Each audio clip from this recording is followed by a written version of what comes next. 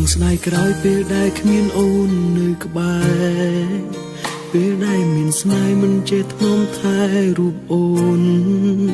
ដល់ពេលគ្មានស្ងួនទើបបងដឹងខ្លួន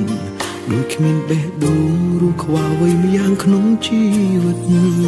ពេលបងឃើញគេថ្នាក់ថ្នមនេះទើបយល់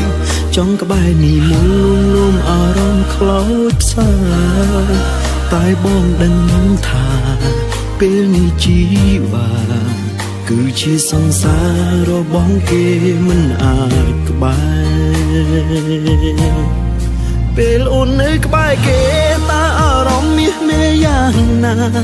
គេស្រឡាញ់ប៉ុណ្ណាស្រឡាញ់ខ្លាំងជាងបងមែនទេ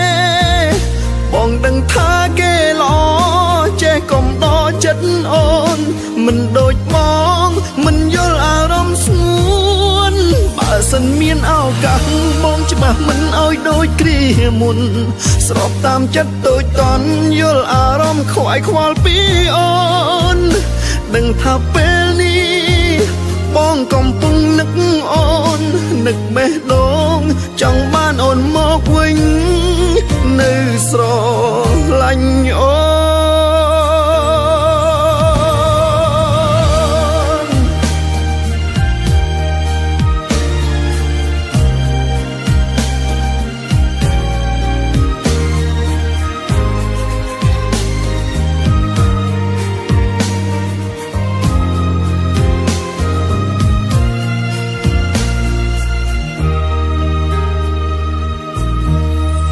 ពេលបងឃើញគេថ្នាក់ថ្នមមានមេទើបយល់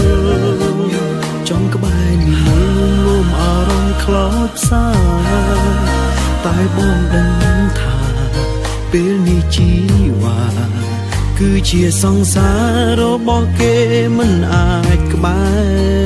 រពេលអូននៅក្បែរគេតើអារម្មណ៍មាសមេយ៉ាងណាគេស្រឡាញ់ប៉ុណ្ណាស្រឡាញ់ខ្លាំងជាងបងមែនទេបងដឹងថាគេល្អចេះកុំដកចិត្តអូនមិនដូចបងមិនយល់អារម្មណ៍ស្ងួនបើសិនមានឱកាសបងច្បាស់មិនអោយដូចគ្រាមុនស្របតាមចិត្តតូចតន់យល់អារម្មណ៍ខ្វាយខ្វល់ពីអូនដឹងថាពេលនេះ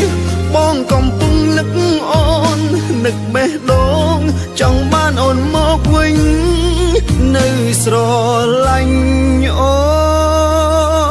នពេលអូននៅក្បែរគេតើអារម្មណ៍នេះមានយ៉ាងណាគេស្រឡាញ់ប៉ុណ្ណាស្រឡាញ់ខ្លាំងជាងបងមែនទេបងដឹងថាគេល្អចេះកុំដកចិត្តអូនមិនដូចបងមិនយល់អារម្មណ៍ស្ងួនបើសិនមានឱកាសបងច្បាស់មិនអោយដូចគ្រាមុនស្របតាមចិនតូចតន់យល់អារម្មណ៍ខ្វាយខ្វល់ពីអូនដឹងថាពេលនេះ